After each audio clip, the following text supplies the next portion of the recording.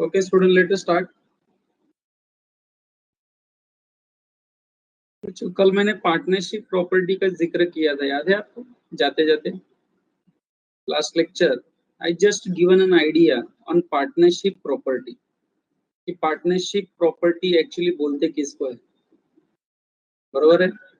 तो बच्चों, partnership property consist of all the property, rights and interest which is acquired by the firm using the money belonging to the firm. I hope you understood the simple statement. बच्चों, partnership property किसे कहेंगे? वो सारी property, assets जो partnership firm के common पैसों से खरीदी गई हो, बरोबर है, या जिसे पार्टनर ने कैपिटल कंट्रीब्यूशन के तौर पर लाया हो। एंड बच्चों, पार्टनरशिप प्रॉपर्टी में पार्टनरशिप फर्म द्वारा खरीदा गया एसेट्स आएगा ही, साथ में गुडविल जो जनरेट होता है in the normal course of business by doing consistent business, बरोबर है? नॉर्मल कोर्स ऑफ बिजनेस में, हेलो बच्चों, जो बिजनेस में एसेट प्रॉपर्टी परचेस किया जाता है, that also becomes part of partnership firm property. तो बच्चों, अभी मैं सेक्शन 14 रीड करता हूँ। हाँ, पहले एक बार सब लोग बोलो, आवाज आ रहा है बच्चों? हेलो, आवाज आ रही? तो मैं रीड करता हूँ, नोट्स देखो और ध्यान दो।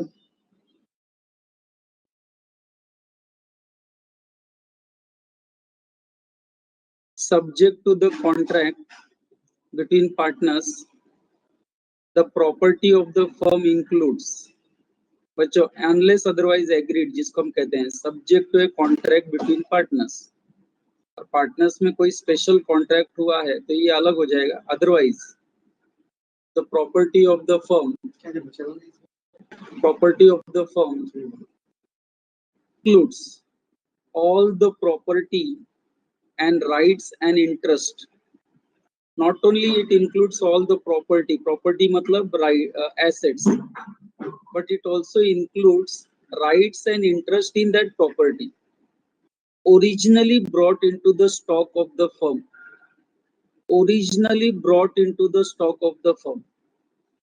यानी कैपिटल कंट्रीब्यूशन के तौर पर जो एसेट्स लाया गया है बच्चों, उस एसेट्स का इंटरेस्ट एंड जो भी राइट्स है बच्चों, that becomes partnership form property. और एक्वायर्ड यानी कि किसी से एक्वायर्ड किया हो बाय परचेस, चाहे खरीद कर या अदरवाइज, यानी कैपिटल कंट्रीब्यूशन के तौर पर, बाय द फर्म और फॉर द फर्म और for the purposes and in the course of business of the firm, and includes also goodwill of the business। Hello बच्चों, थोड़ा टफ है। अब सुबह सुबह के वक्त में आप अगर उसको ध्यान से सुनेंगे तो पार्टनरशिप प्रॉपर्टी की आइडिया आ जाएगी। बच्चों, कल जाते जाते जो एक्सप्लेन किया था, रिकॉल हो रहा है सबको? याद है सबको एग्जैक्टली हमने क्या पढ़ा था? बच्चों, वो सारे एसेट्स जो पार्टनर कैपिटल कंट्रीब्यूशन के तौर पर लाता है, वो सारे एसेट्स जो पार्टनरशिप फर्म अपने पैसों से परचेस करती है, उन पैसों से बच्चों जो पैसे कैपिटल कंट्रीब्यूशन के तौर पर पार्टनर्स ने दिए हैं, एंड बच्चों आगे चल के पार्टनरशिप फर्म बिजनेस करते हुए जो प्रॉफिट कमाता है उसमें से भी एसेट्स खरीदे जाते हैं। तो बच्चों, ये सब पार्टनरशिप प्रॉपर्टी का हिस्सा बन जाते हैं, कॉमन स्टॉक का हिस्सा बन जाते हैं। कॉमन स्टॉक समझते हो ना? कॉमनली जो पैसा इन्वेस्ट किया गया है पार्टनरशिप फर्म में, उसके द्वारा खरीदे गए assets, that becomes partnership property including goodwill of the business. पढ़ेंगे बच्चों वापस एक बार, थोड़ा टफ है इसलिए थोड़ा टाइम दे रहा हूँ इसको। तर ध्यान दो वापस बच्चों, नोट्स दिख रहा है सबको तो ध्यान दो।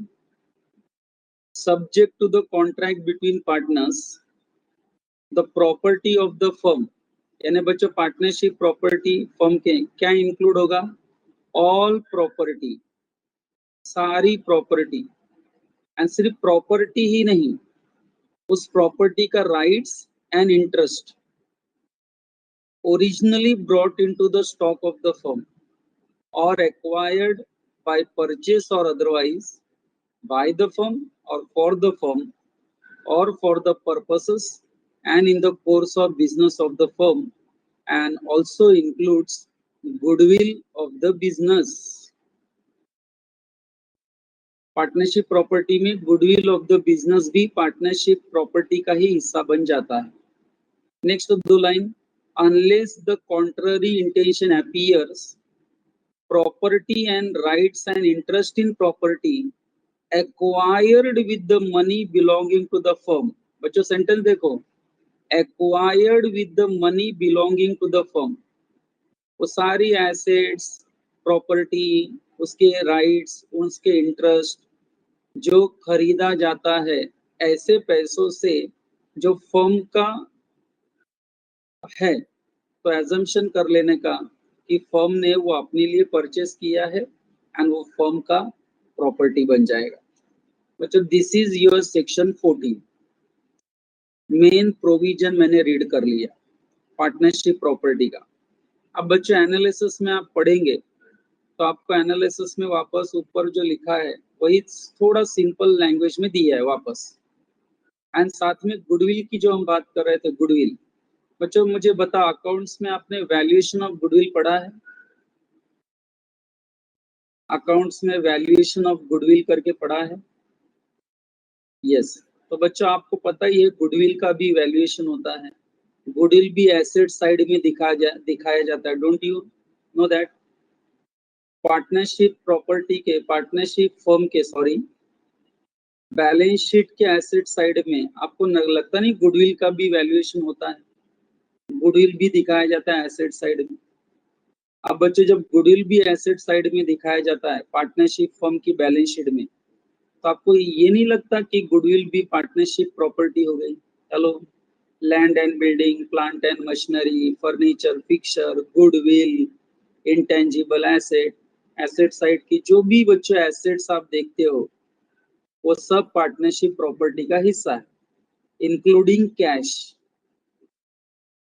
बच्चों including cash, cash, goodwill, plant and machinery, land and building, ये जो भी बच्चों property, rights, interest in property जो फर्म खरीदता है पैसों से फर्म के बिजनेस के लिए, वो पार्टनरशिप प्रॉपर्टी का हिस्सा बन जाते हैं। ओके बच्चों, इतना सिंपल है वो। आप कभी पार्टनरशिप प्रॉपर्टी याद करना है ना बच्चों, तो बैलेंस शीट का एसेट साइड याद कर लेने, पार्टनरशिप फर्म का बैलेंस शीट का एसेट साइड रिकॉल कर लेने। बच्चों जो वहां नजर आएगा आपको टेंजिबल, इंटेंजिबल एसेट, बच्चों दैट बिकम्स पार्टनरशिप प्रॉपर्टी। अब वो एसेट या तो पार्टनर ने लाया है कैपिटल कंट्रीब्यूशन के तौर पर, वो एसेट्स या तो पार्टनरशिप फर्म ने अपने पैसों से खरीदा है। बच्चों चाहे जो भी हो, वो पार्टनरशिप प्रॉपर्टी हो गई, वो सबकी प्रॉपर्टी हो गई, वो किसी एक बंदे की प्रॉपर्टी नहीं। ओके बच्चों, चलो एनालिसिस रीड करते हैं, ये टफ डिस्कशन को कंप्लीट करते हैं इंक्लूडिंग गुडविल। बच्चों मैं आराम से रीड कर रहा हूँ, 5-10 मिनट जाएगा, लेकिन जरा ध्यान दो। The expression property of the firm, बच्चे जो हम टर्म यूज कर रहे हैं ना, property of the firm, also refer to as partnership property. जब मैं बोलता हूँ ना प्रॉपर्टी ऑफ द फर्म, तो इसका मतलब मैं पार्टनरशिप प्रॉपर्टी की बात कर रहा हूँ, इसका मतलब मैं पार्टनरशिप एसेट्स की बात कर रहा हूँ, मैं जॉइंट स्टॉक की बात कर रहा हूँ, कॉमन स्टॉक, जॉइंट स्टेट। बच्चों कितने सारे नाम है देखो ना, पार्टनरशिप प्रॉपर्टी के बहुत सारे नाम हैं। आप इसको प्रॉपर्टी ऑफ द फर्म बोल सकते हो, पार्टनरशिप एसेट्स बोल सकते हो, पार्टनरशिप का ये जॉइंट स्टॉक है, कॉमन स्टॉक है, बरोबर है। यानी इस सब का मतलब क्या है? It denotes all the property, बच्चों नॉट ओनली प्रॉपर्टी, उस प्रॉपर्टी का rights and interest to which the firm, that is all the partners collectively may be entitled। बच्चों सबको मालूम है firm is nothing but the collective name of the partners. Partners को collectively हम firm कहते हैं। तो ये जो भी बच्चों पार्टनरशिप प्रॉपर्टी होती है वो उसके ऊपर सभी पार्टनर्स का कलेक्टिवली हक होता है। किसी एक पार्टनर का बच्चों उस पे राइट्स नहीं होता। एवरी पार्टनर इज एंटाइटल्ड, बरोबर है। हर पार्टनर उस पार्टनरशिप प्रॉपर्टी का कलेक्टिवली ओनर है। The property which is deemed मतलब assumed as belonging to the firm in the absence of any agreement between partners showing contrary intention is comprised of the following items। चलो बच्चों, partnership property में normally क्या क्या include किया जाता है वो पढ़ते हैं। तो फर्स्ट है all the property rights and interest which partners may have brought into the common stock as their contribution to the common business। चलो टाइप करो, वन में क्या समझा? वन में क्या समझा? अकाउंटिंग में सोच के बताओ। All property rights interest which partner may have brought into the common stock as their contribution to common business। क्या समझा जरा टाइप करो। कैपिटल कंट्रीब्यूशन, अगर किसी पार्टनर ने कोई एसेट कैपिटल कंट्रीब्यूशन के तौर पे लाया है, तो बच्चों आपको ऐसा नहीं लगता पार्टनर का लाया हुआ एसेट कैपिटल कंट्रीब्यूशन के तौर पर वो पार्टनरशिप फर्म प्रॉपर्टी हो जाएगी? Hello, yes, that is the point. इतना ही कि लैंग्वेज आपको टफ लगेगा, लेकिन अकाउंटिंग में सोचोगे तो इट इज वेरी इजी। फिर बच्चों पार्टनरशिप प्रॉपर्टी में और क्या इंक्लूड होता है? दूसरा पढ़ो, all the property rights and interest acquired और purchased by the firm for the purpose and in the course of business of the firm. बच्चों आप सेकंड में बताएंगे पार्टनरशिप प्रॉपर्टी में और क्या इंक्लूड हो जाता है, और क्या इंक्लूड होता है पार्टनरशिप प्रॉपर्टी में? वो सारे एसेट्स जो आगे चल के पार्टनरशिप फर्म अपने नाम पे परचेस करता है। सही बोला मैंने? आगे चल के जब बिजनेस शुरू हो जाता है तो पार्टनरशिप फर्म अपने पैसों से जो भी आगे एसेट परचेस करेगा, डोंट यू थिंक सो, वो भी पार्टनरशिप प्रॉपर्टी बन जाएगा, क्योंकि कॉमन स्टॉक में जाएगा, वो कॉमन स्टॉक में जा रहा है। तो बच्चों मुझे ये बताओ, पार्टनरशिप प्रॉपर्टी यानी पार्टनरशिप फर्म में जब एसेट आएगा तो दो तरीके से आएगा कि नहीं? या तो पार्टनर का कंट्रीब्यूशन होगा कैपिटल के तौर पर, या पार्टनरशिप फर्म उसे खरीदेगा। यही दो तरीके हैं कि नहीं एसेट परचेस करने के, यानी कि एसेट का अंदर आने का, पार्टनरशिप प्रॉपर्टी बनने का, यही दो रास्ते हैं कि नहीं? या तो एसेट कोई पार्टनर कैपिटल कंट्रीब्यूशन के तौर पे लाएगा, या partnership firm in the normal course of business उसे परचेस करेगा। सही बोल रहा हूँ बच्चों? ये जो भी आएगा वो पार्टनरशिप प्रॉपर्टी ही का हिस्सा हो जाएगा। एंड बच्चों तीसरे नंबर पे पढ़ो क्या है पार्टनरशिप प्रॉपर्टी में और क्या इंक्लूड हो जाएगा? टाइप करो जरा, क्या दिख रहा है आपको नोट्स में? पार्टनरशिप प्रॉपर्टी का और एक क्या हिस्सा है? कल बताया था मैंने, जाता था एंड में, गुडविल। वेरी गुड, बिजनेस का गुडविल, बरोबर है। अब गुडविल का मतलब क्या, उसका वैल्यूएशन कैसे होता है, बरोबर है। गुडविल अकाउंट्स में कितना इंपॉर्टेंट है। बीइंग इंटेंजिबल एसेट, दिखता कुछ नहीं है लेकिन इसकी पावर क्या है हमको पता है। आज रिलायंस बच्चों इतना क्यों कमाता है? क्योंकि रिलायंस कंपनी का गुडविल है कि नहीं बच्चों? उनका मार्केट में गुडविल है, एक अच्छा नाम है, नाम से उनका बिजनेस चलता है, सुपर प्रॉफिट अर्न होता है। तो बच्चों ये 1 2 3 मिला के पार्टनरशिप प्रॉपर्टी बन जाती है। 1 2 3 मिलाकर पार्टनरशिप प्रॉपर्टी बनती है। फिर बच्चों मुझे ये बताओ, एक आर्ग्यूमेंट है मेरा।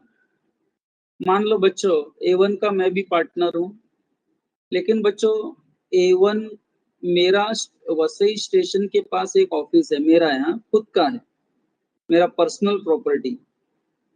वो मैं ऑफिस A1 के मीटिंग के लिए यूज करता हूँ। A1 में मैं पार्टनर हूँ एंड मैं पार्टनरशिप फर्म का जो मीटिंग्स वगैरह होता है ना, वो मेरे पर्सनल ऑफिस में हम लोग करते हैं। तो इसका मतलब मेरा पर्सनल ऑफिस भी मैं पार्टनरशिप फर्म के काम के लिए यूज करता हूँ कि नहीं? टाइप करो यस और नो। एक पार्टनर अपनी पर्सनल प्रॉपर्टी पार्टनरशिप फर्म के काम के लिए यूज कर रहा है कि नहीं? तो मुझे ये बताओ, क्या गिरीश की ये पर्सनल प्रॉपर्टी पार्टनरशिप प्रॉपर्टी मानी जाएगी just because we are using it for the partnership firm business? क्या गिरीश की पर्सनल प्रॉपर्टी पार्टनरशिप प्रॉपर्टी मानी जाएगी क्या बच्चों? The answer is no. Very good, answer is no. No, yes नहीं, नो, बरोबर है बच्चों। गिरीश की पर्सनल प्रॉपर्टी पार्टनरशिप प्रॉपर्टी है या नहीं है, ये डिसाइड होगा गिरीश एंड बाकी पार्टनर्स के बीच में क्या एग्रीमेंट हुआ है एंड उनका इंटेंशन क्या है। अब मैं बच्चों इसी एग्जांपल को बता दूं कि मैं मेरी पर्सनल प्रॉपर्टी को पार्टनरशिप फर्म के कॉमन स्टॉक में डाल दिया as my capital contribution. Come on, मैंने इसे अपने कैपिटल कंट्रीब्यूशन के तौर पर पार्टनरशिप फर्म को दिया, तो एज माय कैपिटल कंट्रीब्यूशन मेरे पास कैश नहीं था, तो मैंने मेरे स्टेशन का ऑफिस पार्टनरशिप फर्म में दे दिया। अब बताओ, क्या मेरा पर्सनल प्रॉपर्टी पार्टनरशिप प्रॉपर्टी बन जाएगी? यस, क्योंकि हमारे बीच में एग्रीमेंट हुआ है, इंटेंशन है ना कि मैं मेरी प्रॉपर्टी को पार्टनरशिप प्रॉपर्टी में कन्वर्ट करूं, वो मेरा इंटेंट है, इंटेंशन है, ऊपर से एग्रीमेंट भी है। तो बच्चों दोनों आर्ग्यूमेंट के साथ में जा रहा हूं। तो just because we are using any property that doesn't mean that becomes partnership property, ये पहला आर्ग्यूमेंट है। एंड दूसरा, पार्टनरशिप प्रॉपर्टी है या नहीं है, ये डिसाइड होगा कि पार्टनर्स का उसको लेकर क्या एग्रीमेंट हुआ है, इंटेंशन क्या था उस वक्त। बच्चों ये इंटेंशन भी देखा जाएगा एंड उसके बाद डिसीजन लिया जाएगा कि किसी भी पार्टनर की पर्सनल प्रॉपर्टी पार्टनरशिप प्रॉपर्टी है या नहीं है।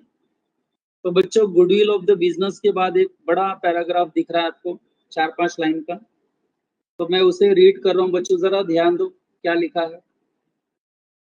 The determination of the question.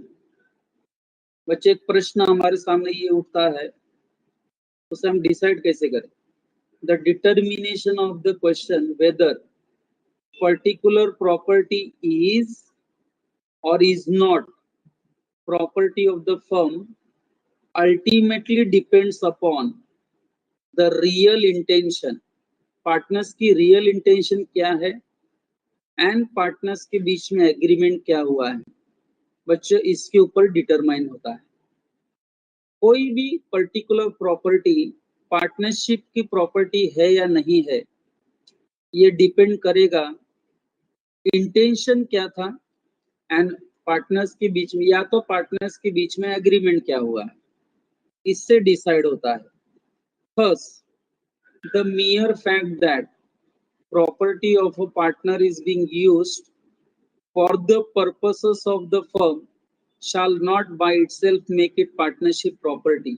कितना क्लियर कट लिखा है बच्चों?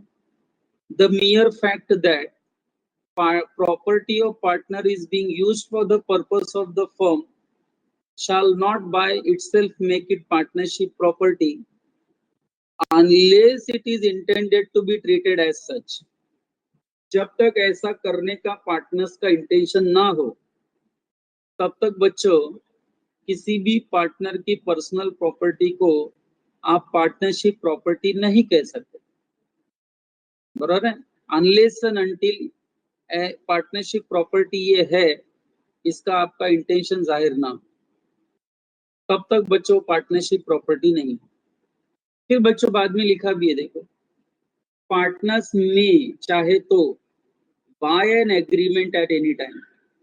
बच्चों यही पार्टनर्स आपस में चाहे तो बाद में convert the property of any partner or partner, and such conversion, if made in good faith, would be effectual between partners and against the creditor of the firm, or separate property of any partner into the partnership property। बच्चों मेरे दोनों arguments आपके इस paragraph में नजर आ रहे हैं, जो मैंने पढ़ाने से पहले आपको बताया। अब बच्चों बताओ, पार्टनरशिप प्रॉपर्टी का हिस्सा गुडविल भी है कि नहीं? तो बच्चों एक बड़ा पैराग्राफ गुडविल के स्टडी के लिए दिया है, देखो। एंड बीइंग अकाउंट स्टूडेंट, आपको याद है ना बच्चों, गुडविल के बारे में आपने ऑलरेडी पढ़ा हुआ है। If I ask you what is goodwill, इसका वैल्यूएशन कैसे होता है, पार्टनरशिप फर्म इसको एसेट साइड में बताता है, ये पार्टनरशिप फर्म का एसेट है, प्रॉपर्टी है, बराबर है, ये इंटेंजिबल एसेट है। ये सारी चीजें बच्चों आपको ऑलरेडी मालूम है, बराबर है। गुडविल के बारे में आपने ऑलरेडी पढ़ा हुआ है, अच्छे से पढ़ा हुआ है अकाउंट्स में। सही बोल रहा हूँ बच्चों? यस नो टाइप करो।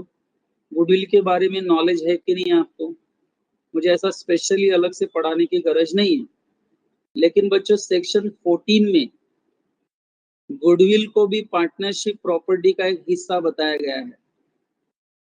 गुडविल भी पार्टनरशिप प्रॉपर्टी का ही प्रॉपर्टी है, पार्टनरशिप फर्म की ही प्रॉपर्टी है। आई एम सॉरी, बराबर है। तो बच्चों सेक्शन 14 में क्या लिखा है, एटलीस्ट उसमें रीड कर लेता हूँ। आइडिया तो ऑलरेडी क्लियर है सबको। तो बच्चों मैं एक्सप्लेन कर रहा हूँ, जरा ध्यान देना, क्लियर हो रहा है कि नहीं? Section 14 specifically lays down that goodwill of the business is subject to a contract between partners to be regarded as property of the firm। कितना क्लियर कट लिखा है बच्चों? Unless otherwise agreed, सेक्शन 14 के हिसाब से गुडविल बिजनेस का जो है वो फर्म की प्रॉपर्टी मानी जाएगी। सीधी बात, बिजनेस जो गुडविल ऑफ द बिजनेस जो है वो पार्टनरशिप फर्म की प्रॉपर्टी मानी जाएगी। बट सेक्शन 14 बच्चों गुडविल को डिफाइन नहीं करता। गुडविल को आपने डिफाइन किया होगा अकाउंट्स में, लेकिन हमारा लॉ गुडविल नाम की चीज को डिफाइन नहीं करता, सिर्फ एक आइडिया देता है कि गुडविल का मतलब क्या है। तो बच्चों आप जरा टाइप करो, मैं 2 मिनट तक देखना चाहूंगा। What is goodwill? क्या पढ़ा था अकाउंट्स में आपने मीनिंग? गुडविल का क्या मतलब है? जो आप टाइप करेंगे ना बच्चों, वही मतलब इधर ही एजम्पशन करने। चलो come on, what is goodwill?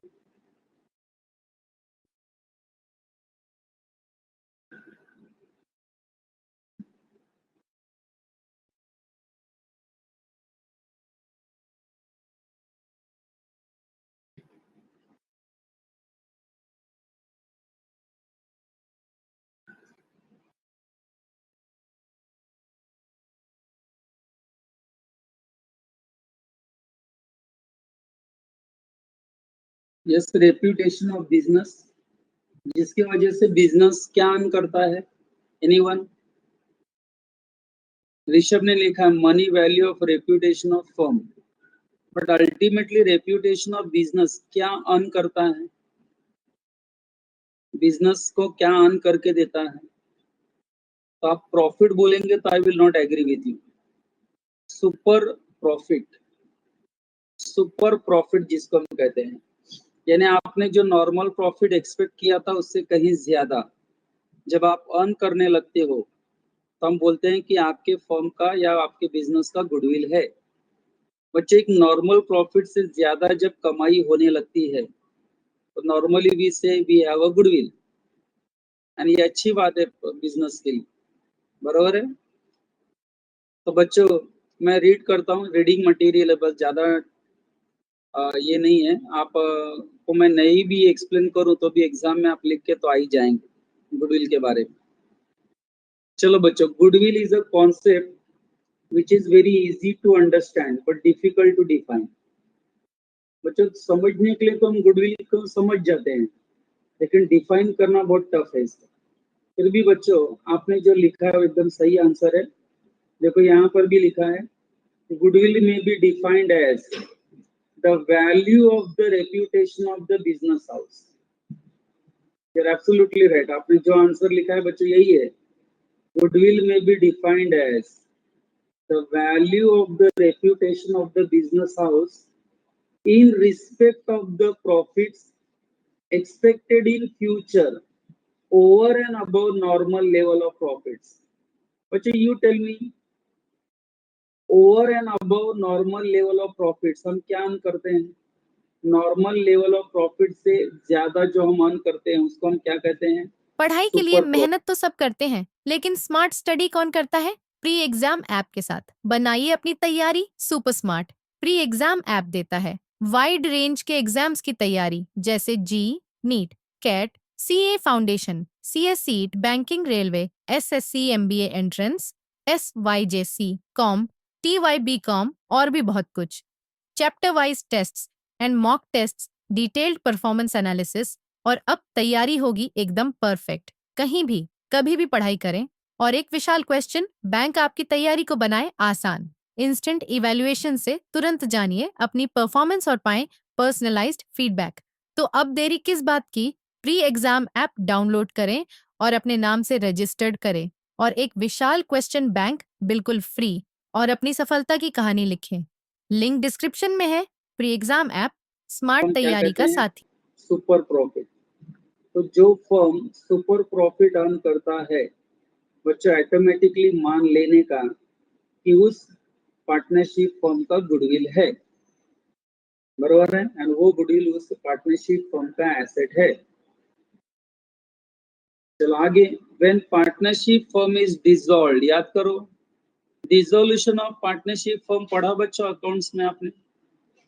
Dissolution of partnership firm पढ़ा आप लोगों ने? हेलो, पढ़ा होगा मुझे लग रहा है। तो बच्चों जरा याद करके बताओ, जब पार्टनरशिप फर्म डिसॉल्व होता है तो गुडविल का क्या ट्रीटमेंट है? गुडविल की क्या ट्रीटमेंट है? गुडविल का क्या किया जाता है डिसोल्यूशन में? आपको ऐसा नहीं लगता गुडविल को भी सेल करके कैश में कन्वर्ट किया जाता है, एंड वो कैश लायबिलिटी पे ऑफ करके जो बैलेंस बचता है पार्टनर्स आपस में डिवाइड कर लेते हैं? सही बोल रहा हूँ? Like any other asset, goodwill को भी सेल किया जाता है कि नहीं? सेल करके लायबिलिटी पे ऑफ किया जाता है, एंड बाद में जो बैलेंस बचता है वो सारे पार्टनर्स आपस में डिवाइड कर लेते हैं। बच्चों मेरा अकाउंट्स बराबर है? क्या मैं अकाउंट्स बराबर बोल रहा हूँ? हरीश्वर ओके। तो बच्चों क्या लिखा है? When partnership firm is dissolved, क्या लिखा है देखो बच्चों, when partnership firm is dissolved,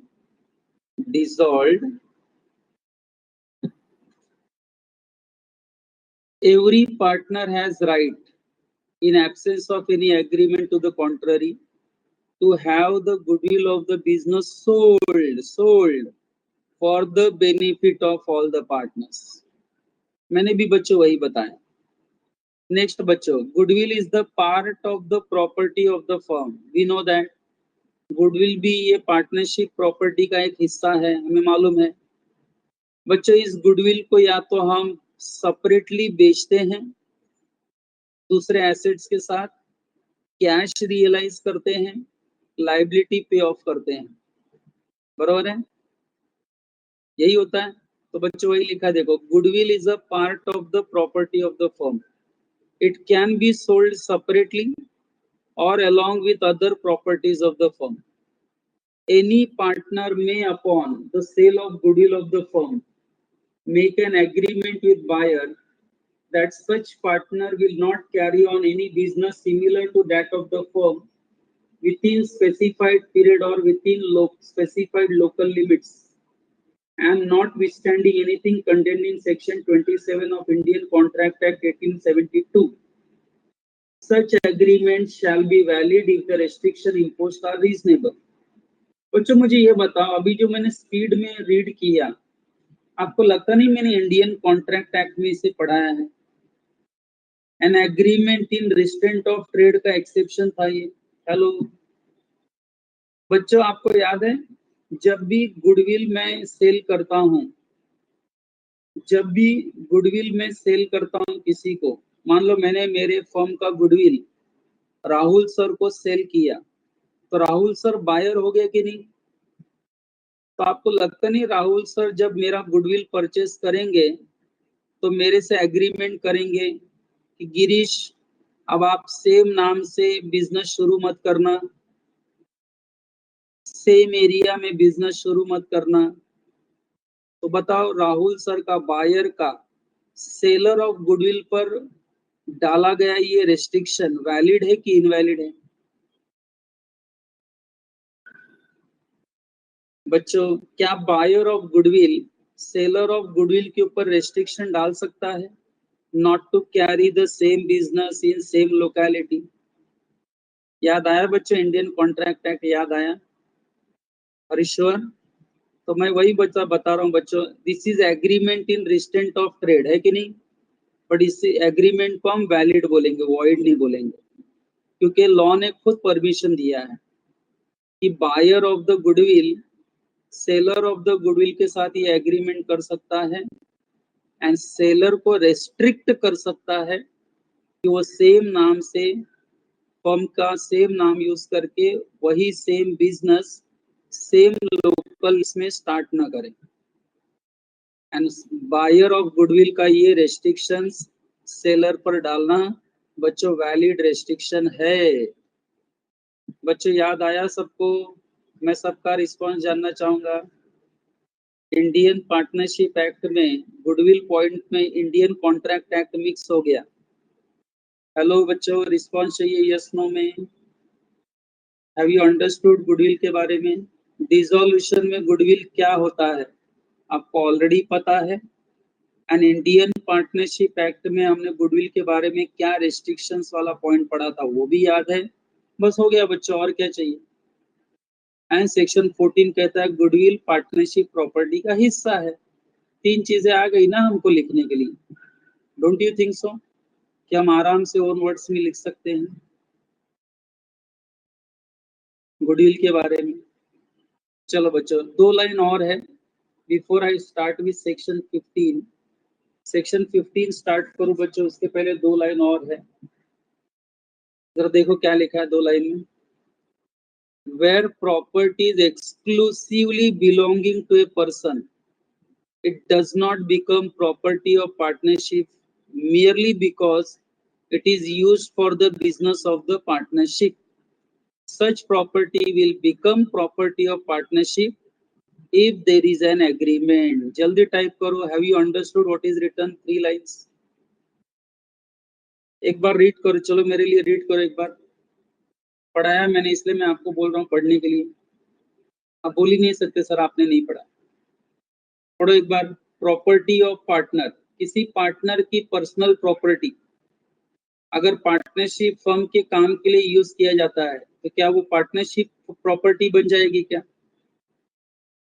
किसी भी पार्टनर की पर्सनल प्रॉपर्टी पार्टनरशिप फर्म के काम के लिए यूज की जाती है तो क्या वो पार्टनरशिप प्रॉपर्टी बन जाएगी क्या? Answer is no.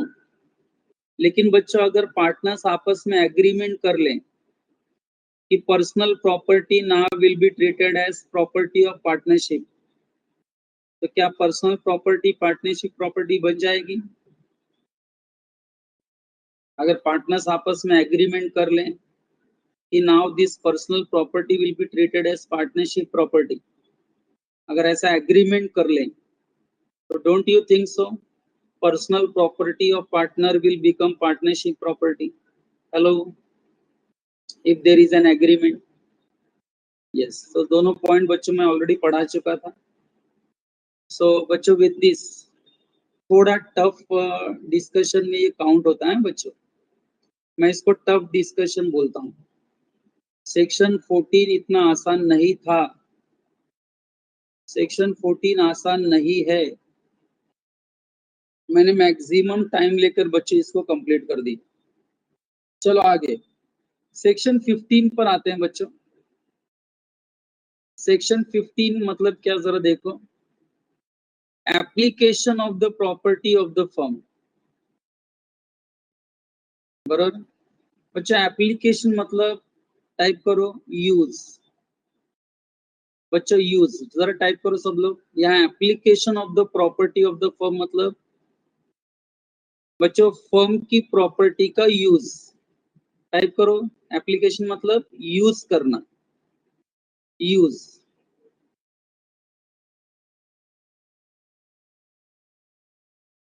हेलो, आवाज आ रही है बच्चों?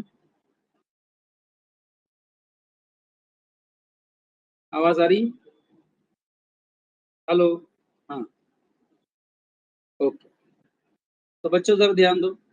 बच्चों मैं आपसे ऐसे सवाल पूछ रहा हूँ, आप सुन के जरा आंसर दो। पार्टनरशिप फर्म की जो प्रॉपर्टी है वो फर्म के बिजनेस के लिए यूज होनी चाहिए कि पार्टनर उसे अपने पर्सनल काम के लिए यूज कर सकता है? क्या लगता है आपको, उसका यूज कैसे होना चाहिए? पार्टनरशिप प्रॉपर्टी का यूज कैसे होना चाहिए बच्चों? बाय डिफॉल्ट आपको ऐसा नहीं लगता कि अगर पार्टनरशिप प्रॉपर्टी है तो उसका इस्तेमाल 100% फर्म के बिजनेस के लिए ही होना चाहिए? सही बोला मैंने? फर्म के बिजनेस के लिए ही होना चाहिए। ओके, दैट इज अंडरस्टूड ना।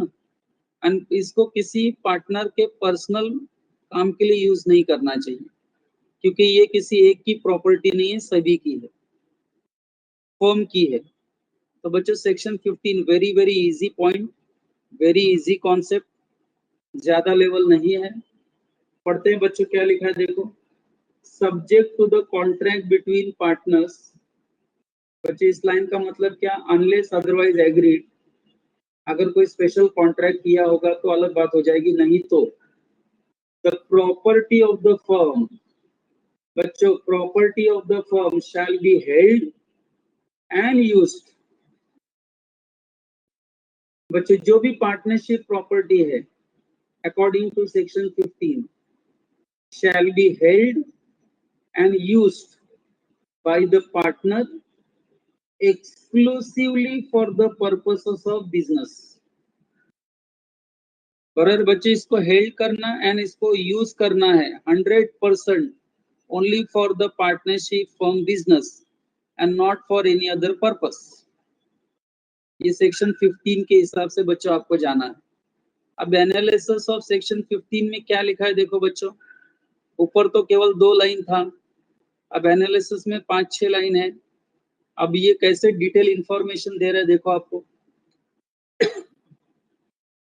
Section 15 provides that property of the firm, section 15 provides that property of the firm shall be held and used exclusively for the purpose of the firm, firm के purpose के लिए ही use करना है। ये section 15 एकदम clearly बताता है हमको। बच्चों ऐसा क्यों? तो देखो, in partnership there is community of interest which all the partners take in the property of the firm। बच्चों प्रॉपर्टी ऑफ द फर्म जो है यानी कि पार्टनरशिप प्रॉपर्टी है उसमें किसी एक का इंटरेस्ट नहीं है, सभी पार्टनर्स का कम्युनिटी ऑफ इंटरेस्ट है। बरोबर है? वो किसी एक पार्टनर की प्रॉपर्टी नहीं है, वो फर्म की प्रॉपर्टी है। एंड फर्म को हम क्या कहते हैं? कलेक्टिवली पार्टनर्स को हम फर्म कहते हैं। तो बच्चों जब हम कलेक्टिवली पार्टनर्स को फर्म कहते हैं इसका मतलब उस फर्म का कम्युनिटी ऑफ इंटरेस्ट उस एसेट में है। बरोबर है?